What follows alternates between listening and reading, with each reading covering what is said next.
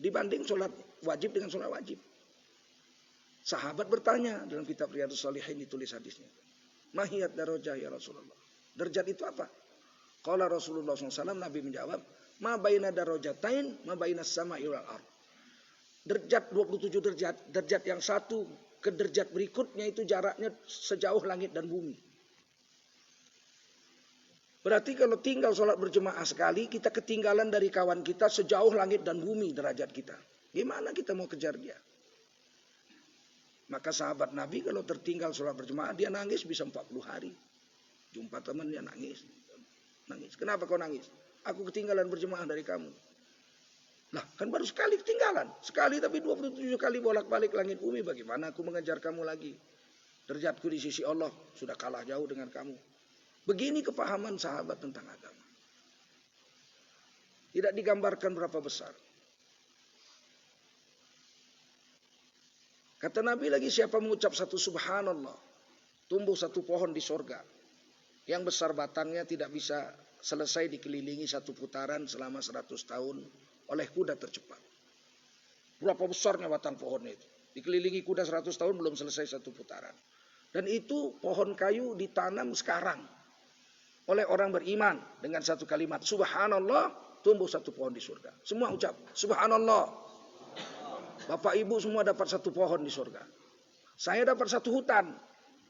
Kan saya yang suruh. Nah, sekali lagi subhanallah.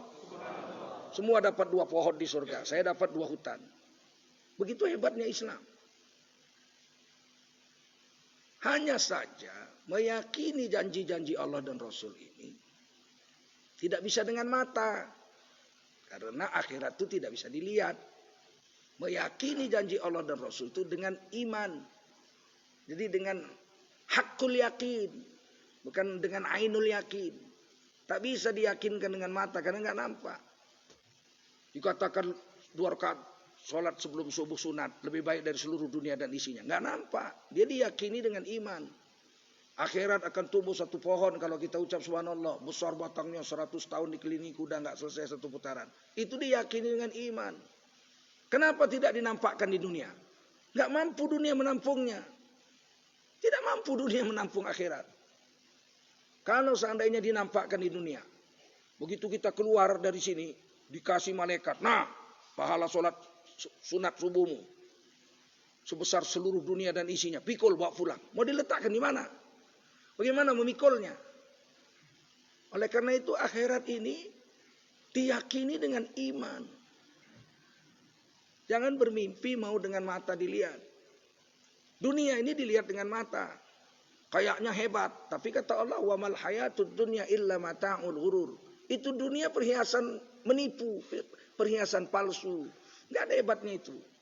Kelihatan hebat. Mobil Alphard. Mobil Mercy. Rumah gedung. Itu tidak apa-apanya, itu nggak ada apa-apanya. Ditiup sangkakala habis semua hancur, bukan rumah kita yang hancur, bukan mobil. Alam jagat raya ini habis semua, saat langit-langit ini hancur semua. Sekali ditiup oleh malaikat. Israfil itu sangkakala. Apa hebatnya itu semua? Tapi satu subhanallah kita ucap, kekal abadi, kita jumpa di surga pohonnya. Kita sholat 2 rakaat sebelum subuh, kita jumpa di akhirat. Pahala ganjarannya itu. Nah, ini yang hari ini kendor di tengah-tengah kaum muslimin. Semuanya mau diukur dengan materi dunia.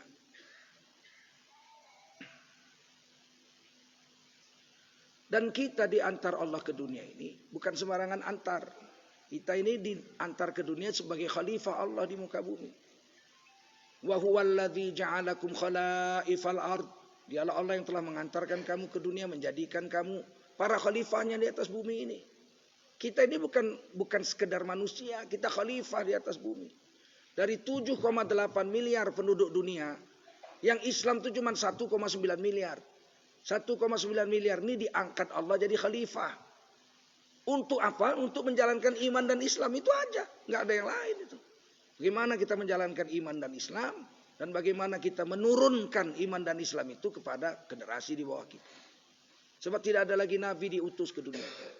Jangan mimpi kita nanti kalau rusak dunia ini, bejat semua orang, dikirim Allah lagi Nabi. Nggak ada lagi. Kita lah yang memperbaikinya itu. Rusak dunia ini kita perbaiki. Anak cucu kita didik supaya bagus, tetap dalam keadaan soleh. Karena tidak akan ada lagi nabi dikirim Allah untuk memperbaiki kerusakan alam semesta ini. Tidak ada. Kitalah orangnya yang dipikulkan ke pundak kita untuk memperbaikinya. Kalau kita mau bekerja, menjalankan agama kita, iman dan Islam kita tularkan kepada anak cucu kita. Langgenglah iman di dunia ini. Kalau tidak, habislah ini. Spanyol itu 700 tahun dikuasai orang Islam. Begitu orang Islam angkat kaki, saya kemarin beberapa tahun yang lalu ke Spanyol. 42 juta penduduk Spanyol. Yang Islam tinggal 50 ribu. 700 tahun Spanyol itu dikuasai imperium Islam. Tinggal 50 ribu orang Islam sana sekarang. Tidak ada jaminan iman itu akan menurun terus. Sampai anak cucu cicit kita. Kalau kita nggak usaha betul-betul. India itu 700 tahun dikuasai dinasti Mongol. Cuma 20% aja orang Islam di India. Indonesia ini merdeka 90% orang Islam di Indonesia. Waktu merdeka 75 tahun yang lalu. Sekarang tinggal 88,2%. Telah murtad 2,8%. 2,8% sedikit. Dari 267 juta. Berarti sekitar 10 juta orang Islam sudah murtad selama 75 tahun. Bukan main-main ini. Penduduk Sumatera Barat dia aja paling-paling 4 juta orang. Yang murtad 10 juta. Kalau kita nggak buat kerja agama ini, tidak kita jalan atas iman dan Islam, kita nggak didik anak kita dengan iman dan Islam, mungkin 10 tahun, 50 tahun yang akan datang tinggal separuh orang Islam di Indonesia. Apalagi pemerintahnya tidak berpihak kepada agama.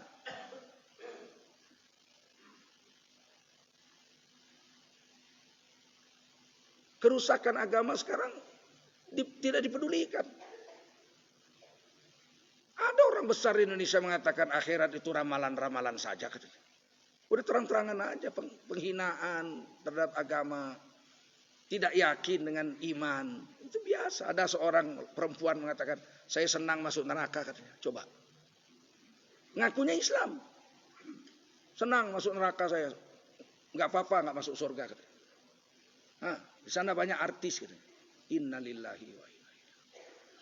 Kita orang Islam disuruh takut neraka. Takut kata Allah. Fattakun nar.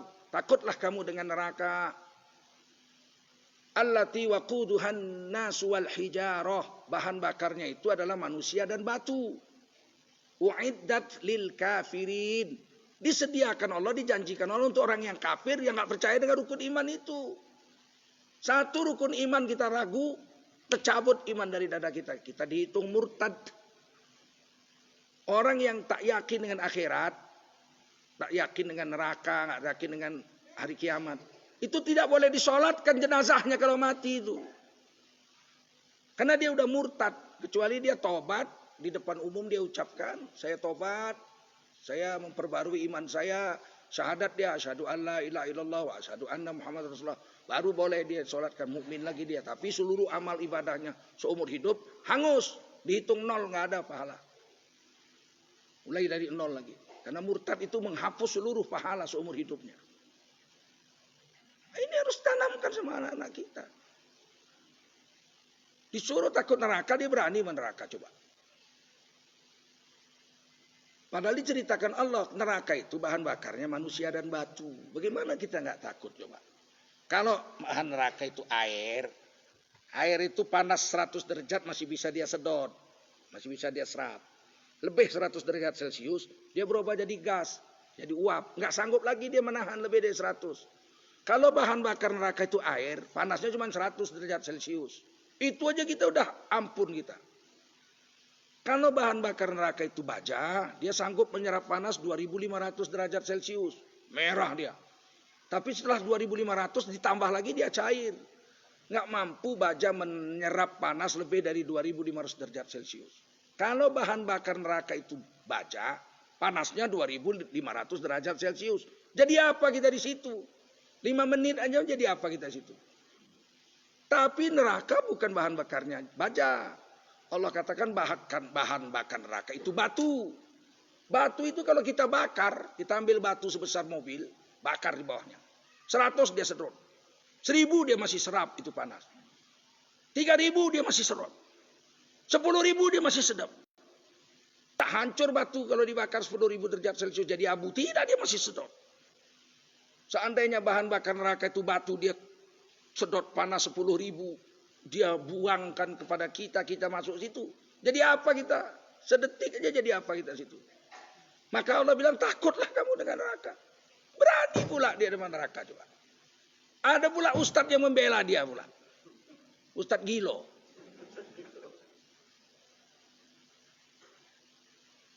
Tidak ada sedahsyat kerusakan di zaman sekarang ini. Saya tidak pernah membayangkan hidup di Indonesia yang 90% orang Islam. Sekarang tinggal 230 juta, 88,2%. Bisa orang Islam bicara merusak agama sendiri seperti ini. Dan ketika ada kafir menghina Quran, presidennya bawa si kafir penghina Quran itu naik mobil dinas negara. Keliling-keliling lihat Semanggi. Sudah tersangka coba. Sudah tersangka menghina agama. Masih dibawa sama pemimpin negara ini. Naik mobil dinas yang kita bayar pakai duit kita membelinya. Lihat Semanggi. Penghina agama coba. Bagaimana rusakan seperti ini? Orang kayak gini 2 periode lagi kalian pilih pula lagi. Setengah mati untuk menggiring dia ditangkap. Berjuta-juta orang seluruh Indonesia kumpul, baru ditangkap. Itu pun tak tahu kita, entah di penjara di mana dia. Nggak ada fotonya di penjara, nggak ada kawan penjaranya coba. Kalau orang di penjara kan ada kawannya, betul. Nah, siapa kawan dia yang pernah sepenjara sama dia? Nggak tahu kita. Kok misterius betul ini? Ada apa? Kenapa penghina agama seperti dilindungi? Sementara pembela agama dikejar-kejar, dicurigai. Pasang intel, rekam, salah ngomong tangkap. Apa-apaan ini negara? Kita 230 juta di sini. Dari 267. Cuma 37 jutanya bukan orang Islam di Indonesia. Kok kita malah sekarang terasa seperti terjepit di negeri sendiri? Kalau orang Islam tidak sadar seperti ini, saya khawatir 10, 20, 30, 50 tahun yang akan datang. Orang Islam di Indonesia tinggal separuh. Kalaupun ada yang Islam mungkin pikirannya udah rusak. KTP Islam pemikiran rusak. Ini yang saya khawatir. Oleh karena itulah saudara yang mulia, kita ini orang Minang. Tidak ada orang Minang bukan Islam. Adat kita adat bersedi syarak-syarak bersendi kitabullah. Artinya tidak ada orang Minang bukan Islam. Tiba-tiba muncul Injil bahasa Minang.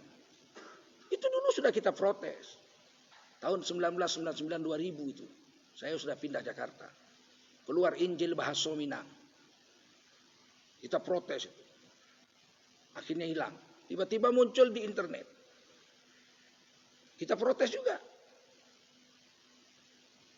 Ada yang bela, orang-orang Islam yang bela. Orang-orang Islam. Dia bilang, kenapa rupanya? Takut rupanya kalian kalau dibikin Injil bahasa Minang. Bukan takut. Untuk apa dibikin Injil bahasa Minang? Karena bahasa Minang itu bahasa Indonesia, bahasa Melayu. Tidak ada orang Minang yang tidak bisa berbahasa Indonesia. Jadi ngapain diterjemahkan? Kalau bahasa Batak diterjemahkan ke dalam bahasa Melayu, oke. Nah, bahasa Bugis atau bahasa apalah. Yang lain bahasa Papua, kita nggak ngerti. Kalau bahasa Minang, seluruh Indonesia baca ngerti. Kenapa mesti Injil diterjemahkan bahasa Minang? Kan udah ada bahasa Indonesia. Injil bahasa Indonesia sudah ada. Seluruh orang Minang bisa baca Injil bahasa Indonesia. Tidak satu pun orang Minang nggak ngerti bahasa Indonesia. Kenapa harus diterjemahkan ke dalam bahasa Minang? Kan sesuatu itu, ada sesuatu seolah-olah mengatakan ada orang Kristen, orang Minang beragama Kristen. Perlu Injil bahasa Minang? Tidak perlu. Kalaupun ada orang Minang bahasa Kristen, Injil bahasa Indonesia dia bisa baca kok. Siapa orang Minang nggak bisa bahasa Indonesia? Ini kan disengaja, diributin, cabut, barulah hilang dari internet. Ini ada apa maksudnya ini? Kan sudah ada SKB 2 menteri. Tidak boleh berdakwah kepada orang yang sudah beragama. Mesti ribut-ribut dulu baru. Untuk apa pemerintah kita lantik, kita bayar gajinya besar-besar. Kalau dia nggak bisa melindungi orang beragama. Undang-Undang Dasar 45 pasal 29 ayat 2 mengatakan negara menjamin tiap-tiap warga negara untuk memeluk agama dan menjalankan agamanya masing-masing. Agama kita diganggu, harusnya detik itu juga mereka tutup, cabut. Itu hak mereka. Mereka digaji untuk itu. Untuk menjalankan Undang-Undang Dasar 45, kesepakatan kita dasar negara. Nggak perlu kita ribut-ribut dulu. Maka perlulah memilih pemimpin yang soleh, yang istiqomah menjalankan kesepakatan negara, yaitu Undang-Undang Dasar 45 itu. Tidak perlu diribut-ributi. Hari ini kita menganggap memilih pemimpin tidak penting. Banyak orang malas-malasan. Ini hari kita harus ke TPS milih, ala udahlah. Baik kau juga nasib awak. Siapa pun jadi bupati awak pengalih cendol juga.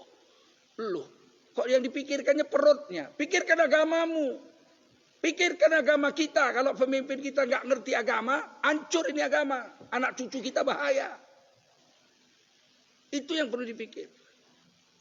Duit kita 5 tahun serahkan sama dia. Dia mau pakai suka hati. Kalau dia nggak soleh, bagaimana nasib duit kita? Berapa banyak bupati bikin patung lele, kumisnya besar, 10 miliar. Untuk apa duit 10 miliar bikin patung? Allah melaknat orang bikin patung, manfaatnya pun nggak ada apa-apa untuk ekonomi umat. Padahal di situ ada Undang-Undang Dasar 45, fakir miskin dan rakyat terlantar dipelihara oleh negara. Fakir miskin dan rakyat terlantar dipelihara oleh negara. Saya banyak jumpa bupati, ratusan. Sebelum peristiwa Ahok, hampir semua dinas-dinas saya mengajar. Kementerian saya mengajar. Setelah peristiwa Ahok dicoret. Siapa yang nyoret? Penguasa lah. Dengan tangan-tangannya mana kita tahu. Nggak bisa kita tuduh. Tapi yang jelas nggak boleh lagi masuk. Ke KPK, ke kementerian nggak boleh. Ke Garuda, Indonesia, Telkom dicoretin, disuruh surat. Nggak boleh ceramah. Kita bukan cari makan dalam agama ini. Cuma kita heran aja gitu. Salah kita apa? Membela agama kita kok nggak boleh? Banyak bupati saya tanya, udah berapa tahun jadi bupati Pak? 7 tahun, 2 periode. Iya. Sudah bangun panti asuhan anak yatim dengan panti asuhan orang-orang jompo? Belum. Di sini banyak panti asuhan Pak. Muhammadiyah punya, Al-Wasliyah punya, NU punya. Saya tanya yang dibangun negara, bukan yang dibangun Muhammadiyah.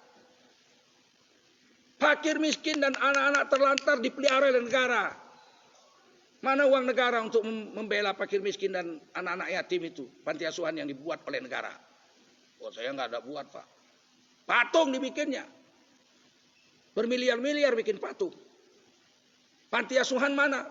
Panti jompo mana? Saya bukan berharap nanti saya tidur situ kalau udah tua, nggak berharap saya. Ada anak cucu saya yang bisa ngurus saya. Masalahnya ini amanat Undang-Undang Dasar, kenapa nggak dibuat? Berapa banyak wali kota, bupati, nggak ada panti asuhan dia buat. 10 tahun dia jadi wali kota. Apa gunanya dia di situ? Ini kan kewajiban yang diwajibkan negara ke pundak para pemimpin kita. Nggak dijalankannya. Terus apa? Dibikinnya duit 5 tahun, 10 tahun dia jadi pejabat.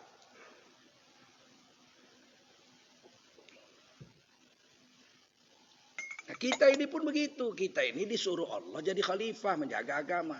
Kalau ada anak yatim di kampung kita ini, kita wajib menyantuninya itu. Kalau ada orang laki-laki mati, istrinya jadi janda, anaknya 3. Kita wajib datang ke rumahnya itu, bawa istri kita. Ini saya dengar kan suamimu sudah meninggal. Ya, berapa anak? 3. Ini istri saya. Nanti tiap bulan diantar duit ke sini. 1 saya ambil. Tetaplah kau yang mengurusnya, tapi yang 1 saya biayai. Makannya, pakaiannya, sekolahnya saya. Karena nggak bisa saya biayai 3. Saya 1. Nanti saya cari kawan lagi, 2 lagi. Untuk ngurus anakmu yang 3 ini. Itu kan kewajiban itu. Kalau kita biarkan nggak ada yang ngurus, pendusta agama kita dibilang Allah. Ara'aital ladzi yukadzibu biddin, fadzalikal ladzi yad'ul yatim. Tahukah kamu siapa pendusta agama? Orang yang tidak mau mengurus anak yatim, pendusta agama. Kalau sempat istrinya itu, jandanya itu cari makan untuk 3 orang anaknya, susah, kemudian dia jadi pelacur, sekampung nih berdosa semua di sisi Allah SWT. Pendusta agama kalian semua, kata Allah. Mau kemana kita? Kita ini khalifah, nggak bisa ngelak kita dari tugas agama. Sudah ditulis di Quran. Sudah diceritakan sama Nabi. Kalau kita mau urus, kata Nabi, ana wa kafilul yatim fil jannah hakada. Siapa yang ngurus anak yatim? Aku dengan dia di surga seperti ini. Tetangga Nabi kita. Tapi kalau kita nggak urus, kita pendusta agama. Itu kita orang biasa bagaimana? Pejabat kita, bupati kita, wali kota kita, gubernur kita, dia nggak urus. Urasa begitu mati dia jijik kali malaikat mungkar nakir lihat dia tuh. Kalau kita mungkin dipukulnya tepuk remuk, mungkin yang itu entah diapakannya lagi tuh. Saking jijiknya nengok manusia seperti itu. Dan kita salah kita pilih orang yang programnya tak jelas. Asal pandai aja menipu dah kita pilih. Ini sekarang anak presiden mau jadi wali kota. Menantunya mau jadi wali kota. Besok pembantu rumah tangganya pula jadi lurah. Oh, semua mau nenek moyangnya punya negara ini. Alasan dia ini kan demokrasi ya. Kan saya dipilih. Ya pilih. Kenapa dipilih? Ada yang pilih karena duit. Ada yang pilih karena dipaksanya. Aparat suruh mengkondisikan supaya menang. Keluarganya kan bisa saja. Namanya orang Indonesia takut. Penakut orang Indonesia ini penakut. Dulu orang Indonesia ini pemberani dulu. Kemana-mana bawa keris. Iya enggak? Kemana-mana bawa rencong. Kemana-mana bawa badi. Kita memang dulu pendekar. Dulu. Sekarang. Bawa gunting komis saja ditangkap di airport.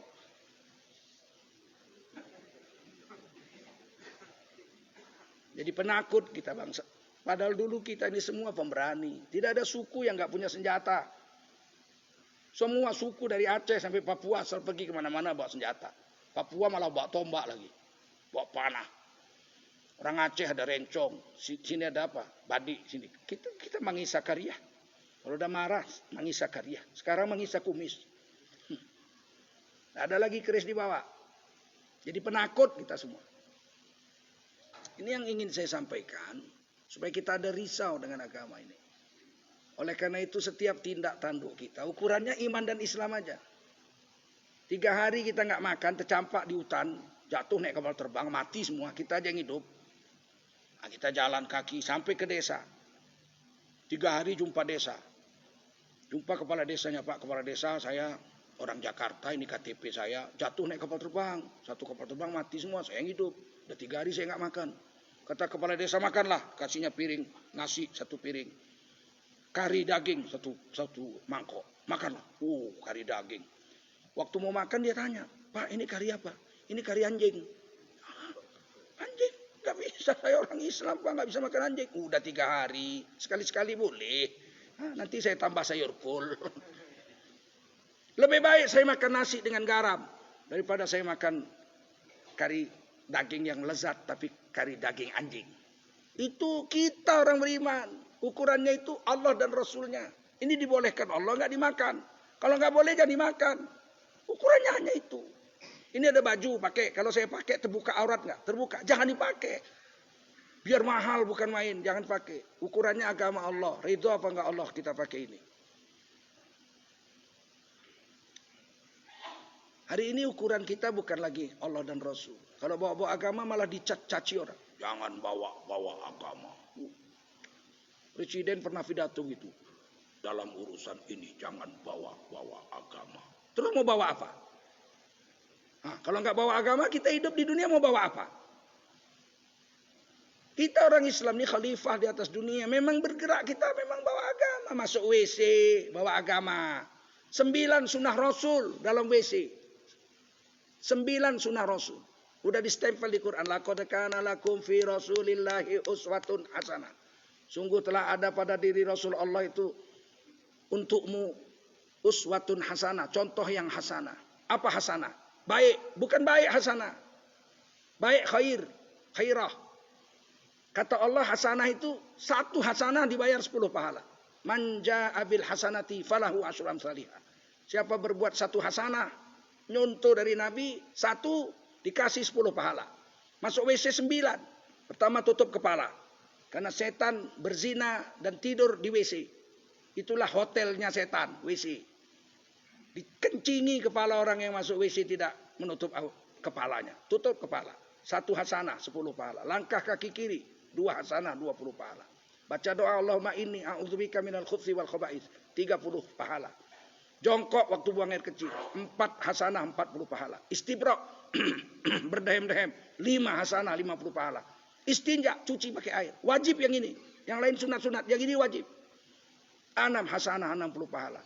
Tutup aurat. Dalam WC. Jangan dilihat orang waktu keluar. 7.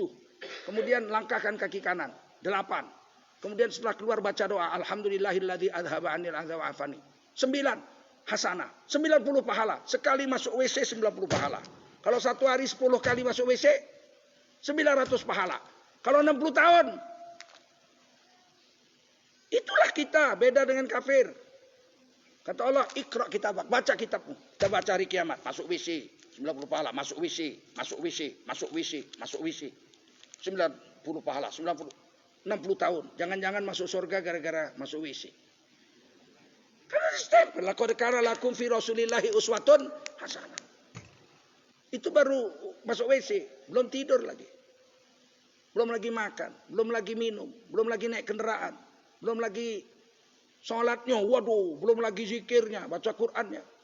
Hasanah semua itu. Satu huruf aja dibaca Qur'an 10 pahala. Alif lam mim. La aqulu alif lam mim harfun walakin alif harfun wa lam harfun wa mim harfun. Kata Nabi alif lam mim tidak satu huruf. Satu huruf alif, satu huruf lam, satu huruf mim. Siapa baca alif lam mim, walaupun gak ada yang tahu artinya, hanya Allah yang tahu artinya, dapat pahala 30. Siapa baca alif lam mim. Nah, berapa banyak hasanah kita buat itu. Tapi hari ini kan kita anggap remeh dengan hasanah-hasanah yang diajarkan Rasulullah SAW. Padahal kita khalifah. Itulah beda kita dengan kafir. Kita naik kendaraan, kaki kanan dulu. Baca doa, subhanalladzi sakhkhara lana hadza wa ma kunna lahu muqrinin wa inna ila rabbina lamunqalibun. Duduk kita, berangkat kendaraan, bismillahi tawakkaltu 'ala Allah. Atau berangkat kapal, bismillahi majriha wa mursaha inna rabbil ghafurur rahim. Di dalam kendaraan kita baca Quran atau zikir atau apa yang kita bisa buat amal. Selama nak terbang itu kita dihitung pahala besar. Turun dari situ. Itu bedanya kita dengan kafir. Kafir naik aja, turun aja macam binatang aja dia. Yang bilang macam binatang Allah yang bilang. Nah, kita khalifah di atas bumi. Ukurannya hanya agama. Jangan coba-coba cari jalan di luar Islam. Tidak ada kemuliaan sedikit pun pada kita. Nah kalau masuk WC aja ikut Nabi. Masa milih pemimpin gak ikut Nabi? Jangan bawa agama. Lu mau bawa apa? Ini Medan gitu, bawa agama. Oh itu politik identitas. Nggak boleh bawa politik identitas. Itu bawa agama. Sedangkan dia bukan lagi identitas. Suku dibawanya. Ini orang kita kok. Ngapain pilih yang lain. Bodoh pun dipilihnya juga. Karena suku dia. Kita mau karena agama disuruh Allah SWT. Disuruh Rasul. Dihinanya. Politik identitas katanya. Pemecah belah persatuan. Dan kita merasa terjepit. Padahal kita 230 juta di Indonesia ini. Ini yang perlu saya sampaikan. Jangan sampai kita merasa takut, khawatir, minder. Pilih pemimpin kita pilih. Kalau dua-duanya Islam, pilih programnya yang pro agama. Kita paling banyak di sini kok. Tidak boleh, kita harus adil. Terus adil itu apa rupanya? Adil itu sama rata sama rasa. Itu adil PKI, bukan adil Islam. Adil Islam tuh proporsional kata orang Inggris. Yang banyak dikasih banyak, yang sedikit kasih sedikit. Itu baru adil. Kalau Cina 1% dikasih 100 triliun. Terus orang Islam 230 juta kasih 1 triliun. Itu sama, tapi tidak adil. Betul. Kalau PKI memang adil itu sama rata sama rasa. Kita menolak itu. Kita itu serasi dan seimbang. Yang perlu banyak kasih banyak. Yang perlu sedikit kasih sedikit. Itu baru namanya adil. Ada orang 2 istrinya. Istri pertama anaknya 5. Dikasihnya belanja 2 juta. Istri kedua masih baru dinikahi. Belum punya anak, masih gadis. Dinikahi, dikasihnya 2 juta. Sama-sama 2 juta. Adil apa enggak? Adil itu tidak mesti sama. Nah PKI mengajarkan sama kita. Adil itu adalah sama rata sama rasa. Sama rata sama rasa itu tidak adil. Itu zalim. Adil Islam yang banyak kasih banyak, yang sedikit kasih sedikit. Seperti bikin kopi. Kalau kita bikin kopi cara PKI, airnya segelas, gulanya segelas, kopinya segelas, aduklah minum kalau nggak terbeliak mata tuh. Betul. Adil itu seperti bikin kopinya orang Islam. Airnya segelas, banyak dia perlu banyak. Kopinya 1 sendok, gulanya 1 sendok setengah, aduk rata. Dan rata minum. Jelas lebih enak. Ini yang diajarkan Rasulullah. Beda dengan diajarkan PKI. Tapi kita nggak ngerti hari ini. Adil itu harus sama. Walaupun dia orang Cina cuma 1%, dia boleh jadi presiden. Kepala tuk waang lah. Di mana ada begitu? Di Amerika aja orang kulit hitam udah 300 tahun merdeka baru bisa. Nggak segampang itu. Nah, ini aja. Mudah-mudahan ada manfaat. Nanti diteruskan oleh Ustadz Zulkifli. Ini kita mau pilih pemimpin kalau sama-sama Islam, lihat programnya. Kata orang kami, orang Melayu, kalau ada pisang awak, buat apa pisang lilin? Kalau ada orang awak, buat apa orang lain? Makanya di Sumatera Utara kemarin 2 calon gubernurnya sama-sama Islam, tapi wakilnya yang 1 Kristen. Kami ulama turun semua, menang Islam. Memang harus begitu. Jangan kita harus rasional. Siapa juga boleh jadi pemimpin, tidak bisa. Orang Minang di sini mesti orang Minang. Orang Minang yang mengerti adat bersendi syarak bersendi kitabullah. Cari makannya cara halal. Kita perlu pemasukan uang negara. Cari yang halal. Jangan dibikin klub malam, bikin tempat pelacuran, dibikin macam-macam, pinjam uang riba. Bukan itu jalan kita mau maju. Jalan kita maju di atas agama Allah Subhanahu wa ta'ala. Sekarang negara ini utang hampir 6.000 triliun. Bayar utang aja, bunganya aja 387 triliun setahun. Itu bunganya aja. Bunganya saja matilah. Dibikin tulisan, kita menerima bantuan utang. Utang kok bantuan? Kalau utang 1 juta bayar 1 juta bantuan. Bahasa Arabnya qardun hasan. Lah utang 1 juta bayar 1,5 juta. Itu bukan membantu, namanya mencekek. Kok berani-berani bilang dapat bantuan utang dari Australia 15 triliun. Bantuan utang dari Jerman 9,1 triliun. Kita dibantu orang. Astagfirullahaladzim. Makanya perlu pemimpin itu yang ngerti agama. Itu bukan bantuan, itu mencekek anak cucu kita. Sehingga sekarang anak cucu kita begitu lahir, dia harus bayar utang 20 juta per orang. Bunga lagi. Sampai sini aja. Terima kasih. Assalamualaikum warahmatullahi wabarakatuh.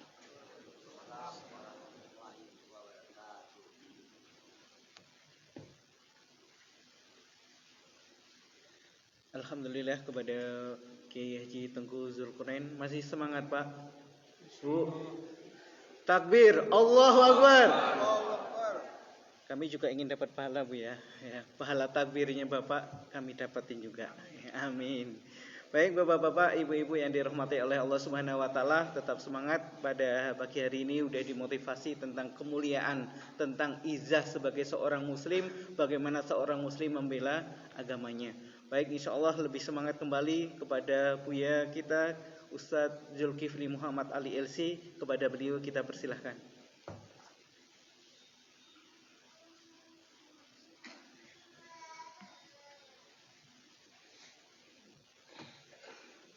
Ya. Bismillah. Assalamualaikum warahmatullahi wabarakatuh. Alhamdulillah wassalatu wassalam ala habibillah sayyidina Muhammad Rasulillah sallallahu alaihi wasallam. La haula wa la quwata illa billah. Allahumma la sahla illa ma ja'altahu sahla wa anta taj'alul hazana idza syi'ta sahla. Rabbana shrah lana sudurana wa yassir lana umurana wahlul 'uqdatam min lisanina yafqahu qawlana. Allahumma arinal haqqa haqqan warzuqna ittiba'ah wa arinal batila batilan warzuqna jitinabah. Amma ba'du. Insyaallah kita tidak akan lama-lama bersama saya, tapi saya berikan inti saripati saja. Barakallahu fikum.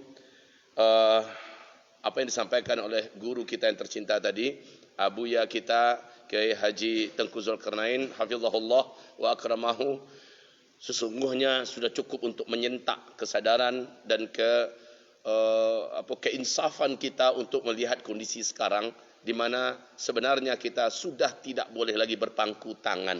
Kita wajib bangkit seluruhnya mengerti dan ngeh dengan urusan umum. Dan ini berkaitan dengan agama kita dan agama anak keturunan kita ke bawah. Baiklah, saya menyampaikan 4 ayat di dalam surat Ali Imran. 4 ayat dalam surat Ali Imran ini adalah sebenarnya kunci daripada sebuah kemenangan, kunci daripada sebuah keberhasilan, dan kunci ini telah terbukti Rasulullah yang menjalankannya. Rasulullah memimpin para sahabat-sahabatnya, hanya dalam 23 tahun lahirlah manusia-manusia menjadi penakluk dunia, bukan penakluk sebuah kota, tapi dunia ditaklukkannya. Dengarkan firman Allah Subhanahu wa taala di surat Ali Imran pada ayat yang ke-102. A'udzubillahi minasyaitonir rajim. Bismillahirrahmanirrahim. Ya ayyuhalladzina amanu taqullaha haqqa tuqatih wa la tamutunna illa wa antum muslimun. Ayat ini intinya adalah menghasung setiap orang yang beriman agar memaksimalkan ketakwaan kepada Allah total, haqqa tuqatih, ya. Bertekad ketakwaan itu dibawa sampai mati. Wa la tamutunna illa wa antum muslimun. Takwa itu mengerjakan semua perintah Allah dan Rasulnya, meninggalkan semua larangan Allah dan Rasulnya. Jadi itu. Tapi takwa secara pribadi saja, sementara tidak peduli dengan keadaan, dengan lingkungan, ini berbahaya. Harus bersatu, harus bekerja besar, harus berfikir besar. Karena Islam bukan agama kecil. Islam adalah agama untuk alamin. Oleh karena itu, mesti berjamaah. Nah, di ayat 103-nya, Allah SWT berfirman, wa'tasimu bihablillahi jami'a wa la tafarraqu. Di ayat ini Allah SWT berfirman wajibnya bersatu. Lalu dipersaudarakanlah antara muhajirin dan ansar. Terjadilah persatuan. Terjadi persatuan jamaah yang kokoh dengan Rasulullah sebagai pemimpinnya. Mereka bersaudara, bagaikan saudara kandung, ya.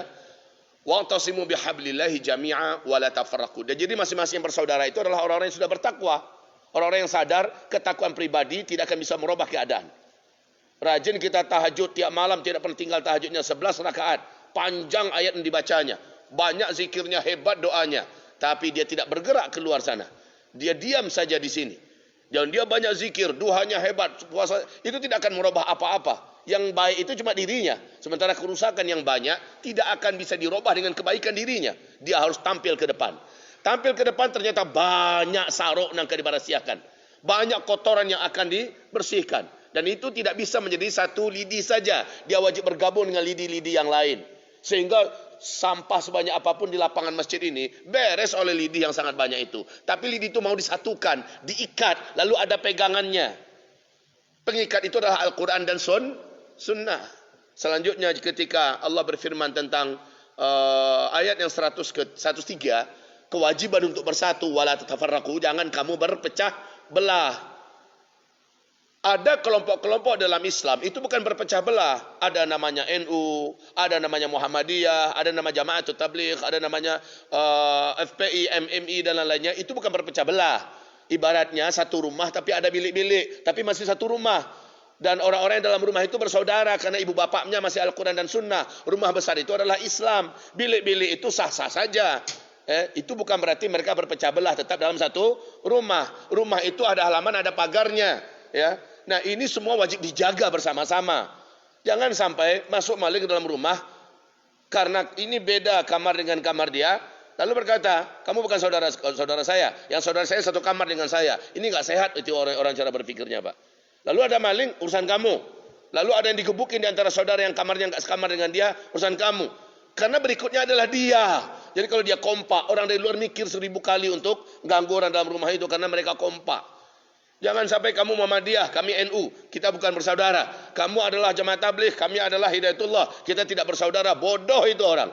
Jadi di sini ayat 103 Allah perintahkan kita wajib wa'tasimu bihablillahi jami'ah. Nah, setelah bersaudara, setelah satu, setelah kompak di atas ketakwaan, wa ta'awanu 'alal birri wat taqwa, bertolong-tolonganlah kamu untuk kepentingan kebaikan dan ketakwaan, kompak kamu, an aqimuddin wa la tatafarraqu fi, tegakkan agama ini, jangan kamu berpecah belah. Tugas kita hidup di muka bumi ini setelah menyembah Allah apa? Tegakkan agama, tapi wajib bersama-sama. Enggak bisa sendirian menegakkan agama ini. Enggak bisa sendirian ngurus negara ini. Menegakkan ini wajib berjamaah. Nah, setelah paham ini, Bapak Ibu sudah paham ini? Sudah paham ini Bapak Ibu? Oke, ayat 104-nya.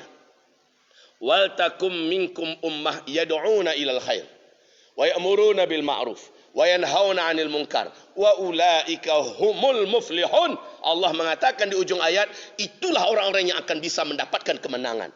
Kita akan bisa jadikan Indonesia ini sebagai negara terkuat di dunia. Bisa, tapi syaratnya amalkan wal takum minkum ummah yad'una ilal khair wa ya'muruna bil ma'ruf wa yanhauna 'anil munkar. Baru wa ulaika humul muflihun. Coba kita bedah ni ayat sebentar. Enggak lama-lama. Bapak Ibu jangan cemas. Lama ulus tak ku ceramah kon. Enggak. Saya hanya paling-paling minta 5 jam aja. Dah lah, jangan camih lah Pak. 5 balik mini insya-Allah. Ya. Iya, yuk kita bedah ni ayat. Ini ayat kunci sebenarnya. Setelah adab individu-individu yang bertakwa, total menerima Islam ini dan mengamalkannya, total benci kepada kejahatan dan dosa, kemudian mereka mau bersatu, kerjaan mereka ngapain sekarang? Wujudkan ummah. Ummah itu dibedah oleh Sayyid Qutb akramahullah di dalam kitab beliau Fi Zilalil Quran. Ummah itu adalah sebuah sistem di mana di situ terpola bentuk jamaah. Ummah itu memecah daripada imam, amma ya ummu, imamatan, ummatan. Jadi ada imamnya, ada makmumnya, ada imamahnya. Imamahnya apa? Al-Quran dan Sunnah. Imamnya siapa yang memandu itu? Imamnya adalah siapa yang ditunjuk untuk memimpin. Maka Ibnu Taimiyah dalam kitab Majmu'atul Fatawa menjelaskan, imamnya umat ini ada dua. Satu, ahlul quwwati was sultah, al-qaimuna bil Qur'ani was sunnah. Orang-orang yang memiliki kekuatan dan kekuasaan, mereka berdiri di atas Al-Quran dan Sunnah. Yang kedua, ahlul ilmi wal hujjah. Ahlul ilmi wal hujjah al-mutamassikuna bil Qur'ani was sunnah. Para ahli ilmu dan ahli hujjah yang berpegang erat dengan Al-Quran dan Sunnah. Jadi dua kelompok manusia ini, mereka adalah imam kita atau ulil amri kita. Kalau dia tidak berpegang erat dengan Al-Quran dan Sunnah, bukan ulil amri kita. Bukan. Kalau dia berpegang erat dengan Al-Quran dan Sunnah, dia bukan ulil amri kita. Almarhum Syekh Abdullah bin Abdul Aziz bin Baz di dalam kitabnya Wujubu Tatbiqi Syariatil Islam mengatakan setiap pemerintahan yang pemerintahan itu tidak menjalankan secara Islam, walaupun pribadi pemerintahannya adalah Muslim dan soleh dan taat, itu negara tidak bisa disebut dengan negara Islam. Itu negara tidak bisa disebut dengan negara Islam sampai pemerintahan itu mau menjalankan syariat Islam, dan pemimpin tersebut bukan ulil amri pemerintah yang wajib ditaati, tapi mentaatinya hukumnya adalah boleh. Nah sekarang kita kembali kepada pembicaraan kita. Ummah yang dituntut oleh Allah, suatu umat yang menjalankan konsep Al-Quran dan Sunnah, ada pemimpinnya, makmumnya kita. Ya, makmumnya kita. Ngapain mereka? Buat 3. Yang pertama, ada yang bertugas yad'una ilal khair. Yad'una ilal khair. Inilah kerjaan daripada para alim ulama, para dai-dai, para ustaz-ustaz, para kiai-kiai, ya, para guru-guru. Inilah kerjaannya Dewan Dakwah Majelis Ulama Indonesia. Inilah pekerjaannya lembaga-lembaga Islam yang ada, yad'una ilal khair. Inilah kerjaannya pesantren-pesantren, yad'una ilal khair. LSM yang bergerak di bidang keislaman, yad'una ilal khair. Wa ya'muruna bil ma'ruf. Ini cuma kerjaan orang-orang legislatif, orang-orang pemerintahan. Mereka yang bisa al-ma'ruf di sini dalam Jami'ul Ulum wal Hikam dijelaskan al-ma'ruf adalah Al-Quran, As-Sunnah. Ini adalah al-ma'ruf. Mereka memerintah dengan al-ma'ruf, dengan Al-Quran dan Sunnah. Jadi ada pemerintahnya.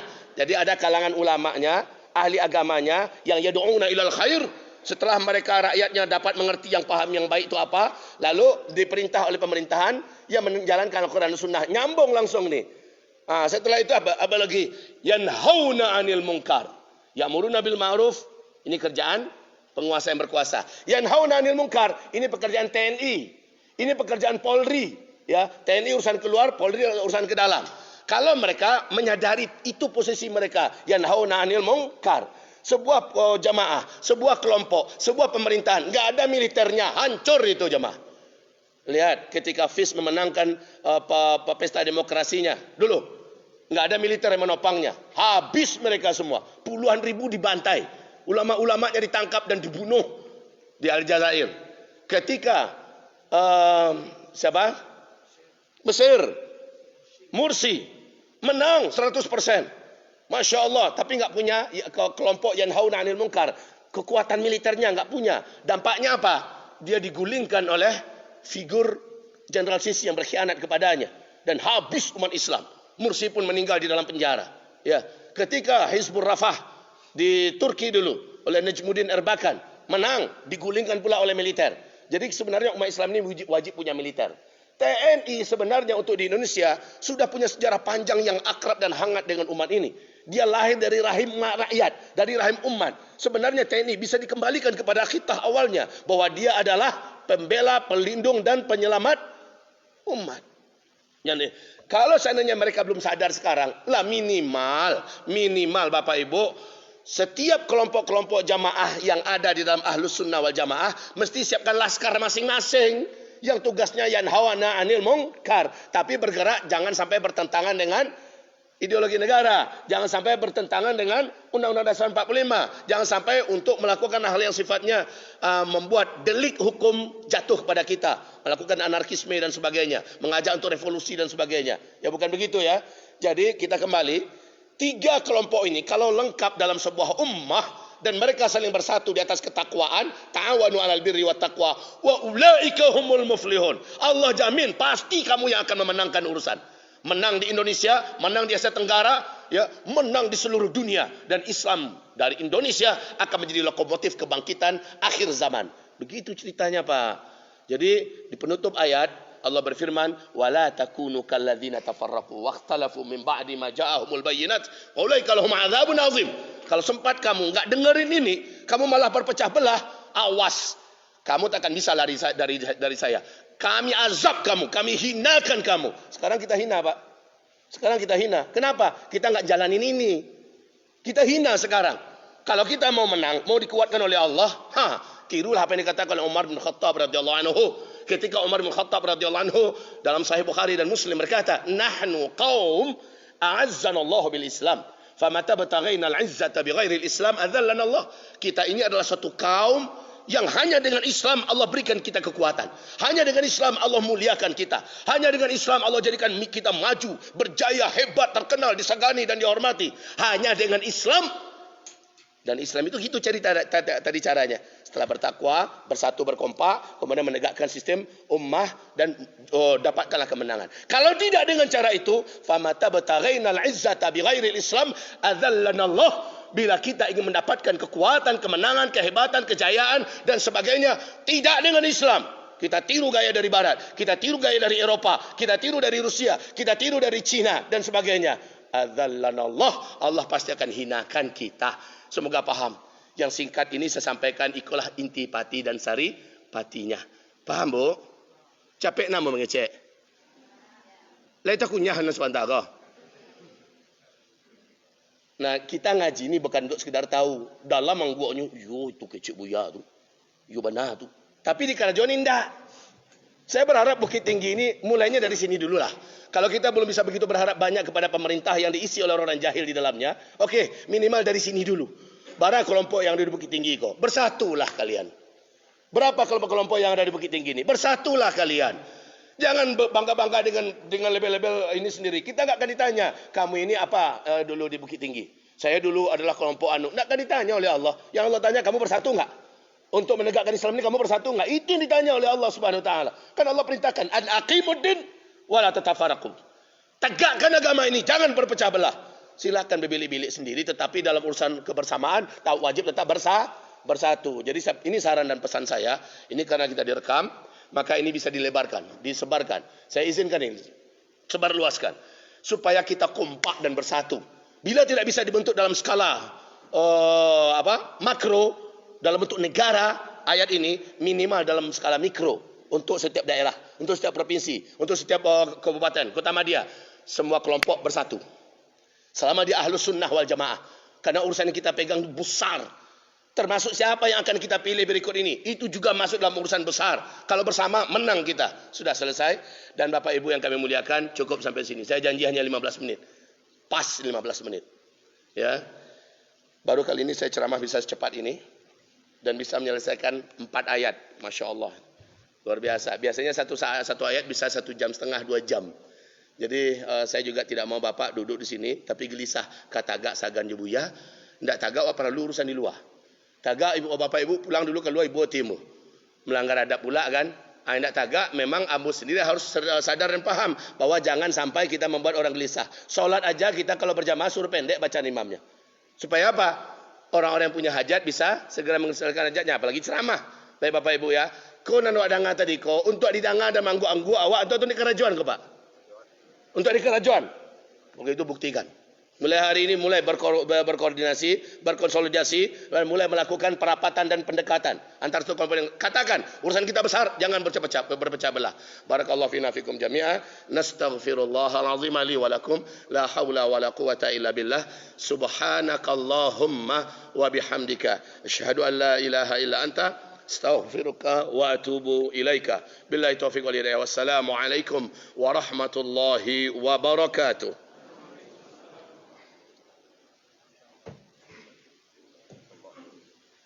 Alhamdulillah, terima kasih kepada Ustaz Zulkifli Muhammad Ali LC.